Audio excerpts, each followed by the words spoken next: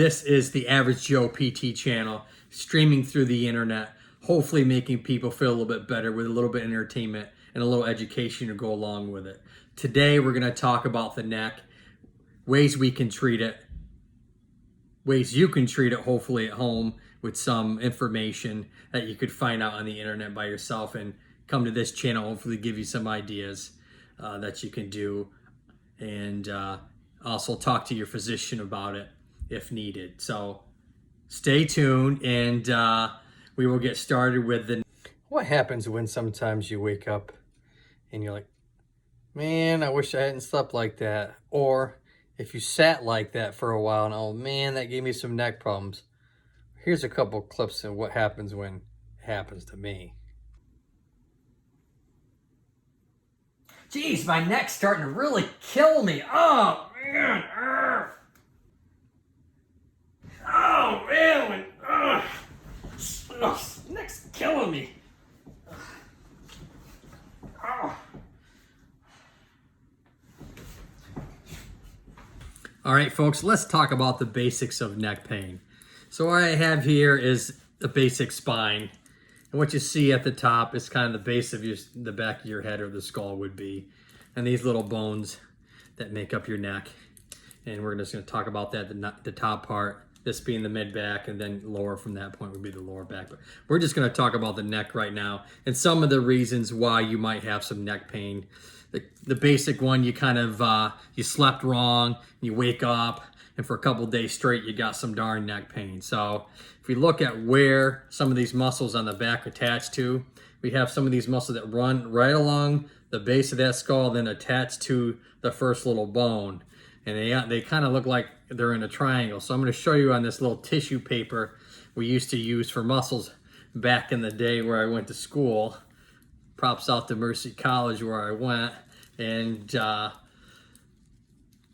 some of the muscles run literally across the top. Let's see if I can show you a little side view here. It's a little bit better. So you got one that comes from right the top to the first. Then you have one that comes from the side. And then you have one that comes from the bottom. Now that's a wonderful muscle group that gets irritated a lot. And it's called your suboccipital muscles. All right. A lot of times you can get tension headaches, and they'll be caused right in there, give you some pain. Maybe it could come across and up around the head, give you that kind of achy pain. And then it can obviously travel down into the side of your neck if I kind of get a side view around the side of the neck here. And so that can give you a little bit of pain and give you headaches that way. What I tell a lot of people to do is to simply just kind of ice it for a few days and hopefully make the pain go away. Now, another one that might cause you a little bit of pain, so you've been slumping a lot during the day and you're kind of looking at the old phone or the tablet, or maybe you're reading a book. Now that might be coming from your shoulder blade area. So if we come back and kind of look at the shoulder blade, come right around in that area, people talk about having some pain back in there. Well, there's one muscle group that kind of does that, and it's called your levator scapula. Now, without getting too crazy detailed, essentially that muscle group attaches to the top of your shoulder blade and then runs along the side of the bones here in your neck. And so it kind of muscle comes and attaches there on the side and then runs halfway down your back and attaches to your shoulder blade. And so if you're kind of slumping a lot, that'll stretch that old muscle group out and give you a lot of pain. That's no fun. It can also give you pain along the side of the ear too.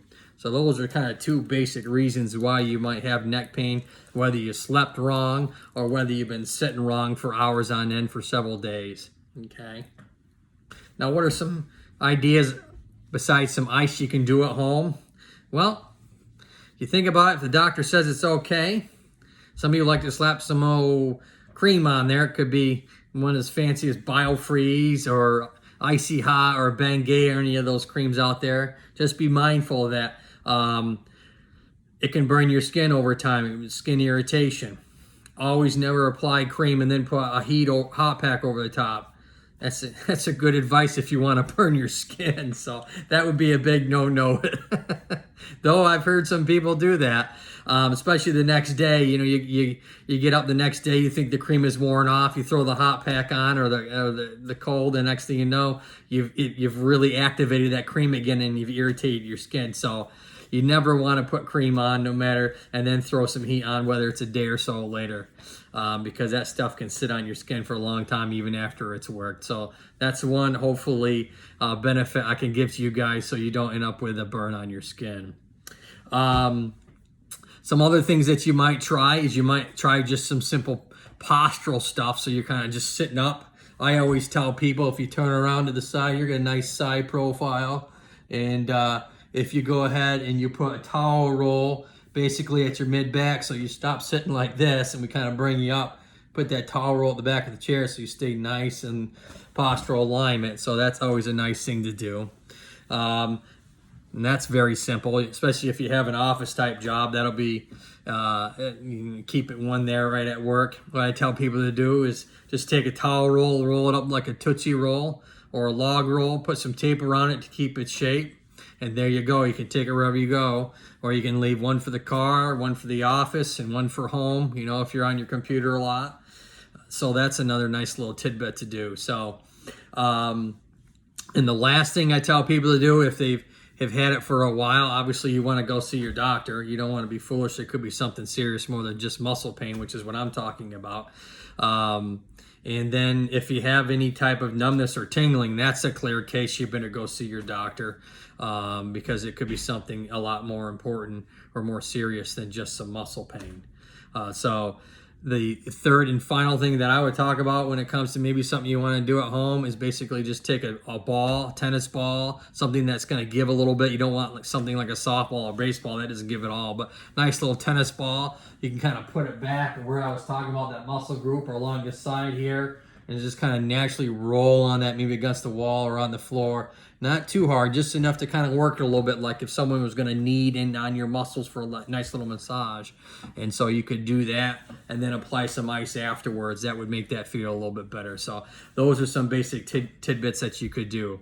Now, a physical therapist, they're going to do a bunch of other nice stuff besides do the evaluation to make sure that it's just muscle pain and not something serious, like a neck problem or something else going on.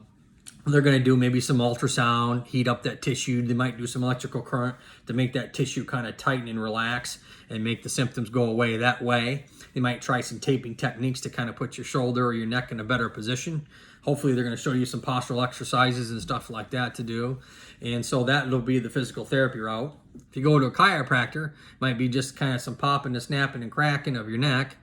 Hopefully they'll take some of my advice. If not, you can come to my channel and listen to me for a little bit, and hopefully if some of the information I say doesn't gel with a chiropractor or another therapist, okay, that can be some information you can talk to them about at your next appointment.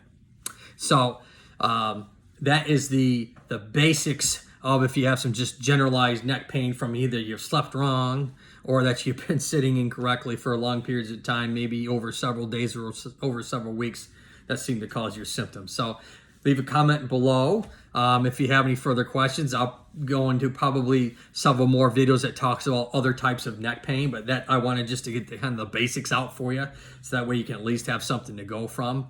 And stay tuned next time for another wonderful Average Joe PT discussion, and maybe we'll talk about the shoulder next time. But until then, keep your head up and keep your smiling.